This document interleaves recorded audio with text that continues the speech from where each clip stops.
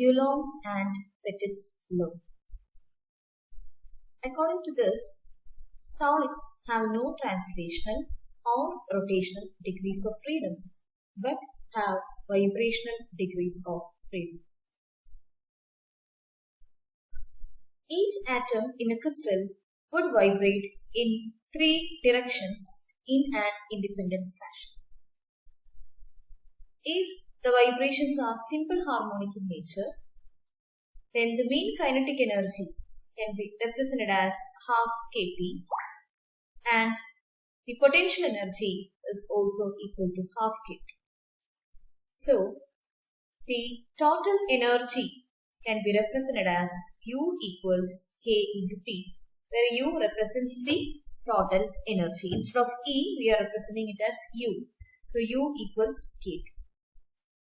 For a non-linear molecule, the total vibrational energy is 3n minus 6 into kT, where n is the number of atoms. And since n is very large, then 3n is very much greater than 6. So we can simplify this equation as U equals, instead of 3n minus 6 into kT, it is 3n into kT. And n into k is R, which is a universal gas constant. So we can write U equals 3RT for 1 mole. And for n moles, we can write U equals 3nRT.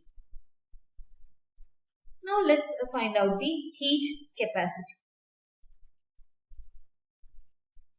The molar heat capacity at constant volume, that is Cv, is equal to dou U by dou T at constant V.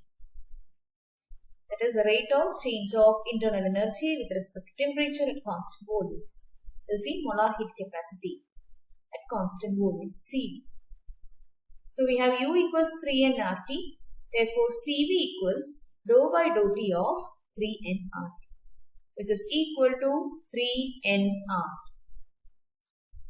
For 1 moles, then Cv equals 3R. So we got the heat capacity at constant volume, that is Cv, is equal to 3R, where R is the universal gas constant. So the heat capacity is independent of temperature, and this is known as Dulong and Petit's law. So according to Dulong and Petit's law, the heat capacity of a solid is independent of its temperature, for Cv equals 3R.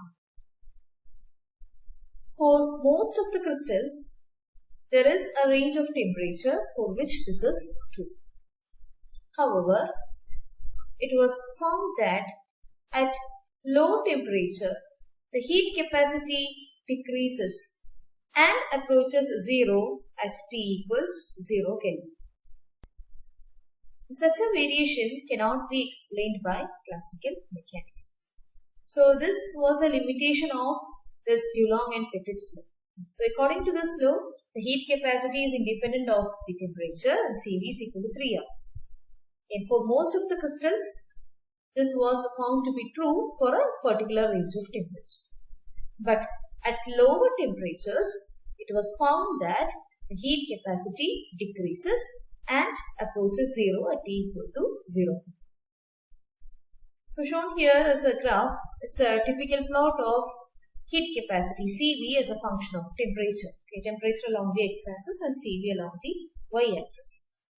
So we can see that at higher temperatures, the graph is approximately horizontal, showing that it is independent of the temperature, or the value of Cv is independent of the temperature.